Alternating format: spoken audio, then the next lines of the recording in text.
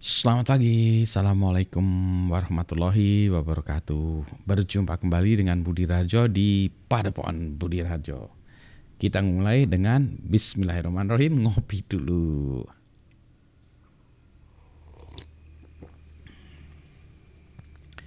Tentu saja kopinya enak. Ini kopi Flores, ya kopi Flores pagi. Baunya juga enak ini. Juara banget nih memang kopi Flores nih.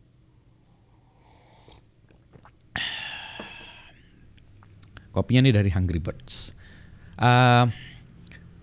Mau bahas apa pagi ini?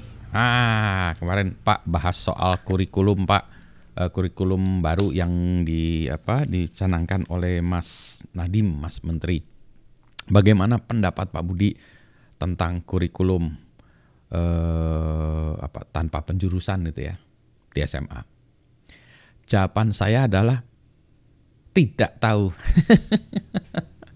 Kenapa tidak tahu Pak Budi? Ya saya nggak tahu, kan belum dianalisis, belum dianalisis dan belum dilihat lebih jauh ya. Kalau orang nggak tahu ya harus jawab dengan tidak tahu, terus terang. Jadi salah satu tips saya waktu ditanya, saya kan ngajarin teknik presentasi, teknik presentasi, terus udah selesai teknik presentasi, ada yang mahasiswa yang nanya, Pak, kalau saya ditanya penguji terus saya nggak tahu jawabannya apa? Ya, saya bilang ya jawabannya ya nggak tahu, dia bilang aja nggak tahu gitu ya. Kenapa berbohong? Kalau berbohong itu apa? Gali lubang tutup lubang, wah digedar lagi ya. Makin ini ya. Kalau jawabannya ngasal makin digali, makin dicari-cari, makin parah. Karena yang uji lebih tahu kan ya. Jadi kalau nggak tahu bilang aja nggak tahu. Tapi Pak, kalau saya ditanya ini nggak tahu, tanya itu nggak tahu, tanya itu nggak tahu. Nanti kata pengujinya, jadi kamu taunya apa? Benar juga. Kan Pak Budi yang bilang boleh nggak tahu tuh. Kalau saya mah belum bisa Pak bilang gitu. Saya pikir mungkin ada benarnya aja ya. Jadi saya punya privilege, saya punya apa ya? Punya bukan hak ya, tapi saya punya keberuntungan bisa mengatakan tidak tahu. Pak Budi apa? Nggak tahu. Bagi saya itu harus bilang ya bahwa kalau saya nggak ngerti, saya harus nggak ngerti. Dan saya memang tidak harus mengerti semua, banyak hal yang tidak saya ketahui. Termasuk dalam bidang saya pun saya masih banyak juga hal yang belum saya ketahui. Taruh dulu ya, minum lagi dulu. Jadi kalau Pak Budi pengajar, iya saya tapi pengajar di kampus, saya bukan pengajar di SMA. Tapi kan Pak Budi pernah SMA. ya pernah itu bukan tentu saja bukan jadi expert ya, serahkan pada expertnya. Jadi gitu ya. Dulu pengalaman saya SMA udah ada jurusannya pada zaman saya ya. Jadi saya ada IPA, IPS, bahasa ya. Jadi ada jurusannya itu. Pro dan kontranya, wah saya nggak tahu ya. Kalau dulu memang kalau yang kontranya ya, yang IPS nantinya nggak bisa masuk perguruan tinggi yang membutuhkan IPA. Terus apa lagi? Terus ada juga mungkin ya ini kecenderungan aja yang mengatakan bahwa yang IPA yang pintar-pintar, yang IPS juga enggak. Jadi IPS hasilnya nanti anak-anak yang kualitasnya jelek-jelek. Bisa jadi benar.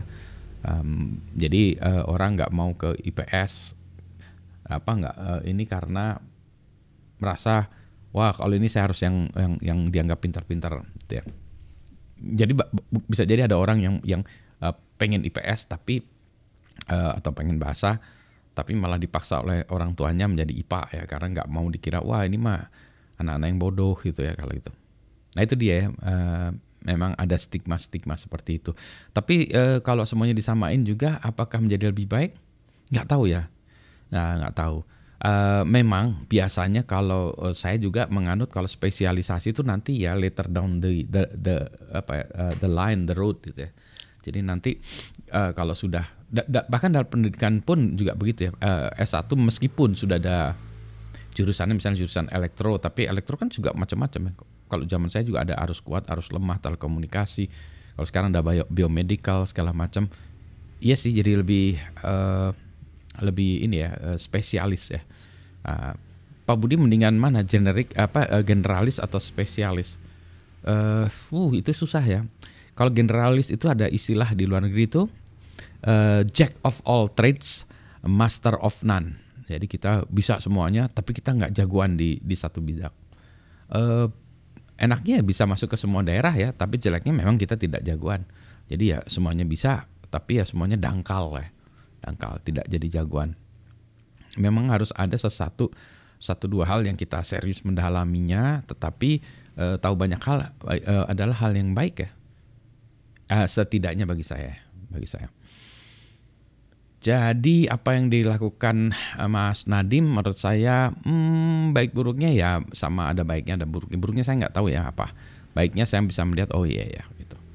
Ya jadi tentu saja problemnya adalah kalau perubahan seperti ini tuh kan tidak bisa sebentar ya, harus membutuhkan waktu yang lama. Harus membuat dulu kurikulumnya itu kan harus buat materinya segala macam diuji, dan kita baru tahu mungkin beberapa tahun kemudian ya baru tahu. I think susahnya memang demikian deh. Jadi kalau nanti misalnya baru nih dibuat sama ini terus tiba-tiba Nadiem udah selesai jadi menterinya diganti lagi, menteri baru lagi ganti lagi, nanti ini ganti lagi ya. Seperti yang sudah kejadian ya, itu ya akhirnya menjadi tambal sulam ya, karena tidak ada yang memikirkan jangka panjang. Kalau gitu Pak Budi mikirin jangka panjang. Bidang pendidikan saya, bidang latar belakang saya juga engineering ya. Saya bukan pendidikan, bukan latar belakang saya ilmu pendidikan. Ilmu pendidikan ada ilmunya juga. Ya jadi jangan menganggap bahwa kalau saya gini terus saya bisa juga. Enggak, harus ada teman-teman di bidang ilmu pendidikan yang lebih tahu. Gitu ya. Serahkan pada mereka. Anyway, saya mau ngopi dulu, menghabiskan kopi dulu. Semuanya selamat pagi. Assalamualaikum warahmatullahi wabarakatuh.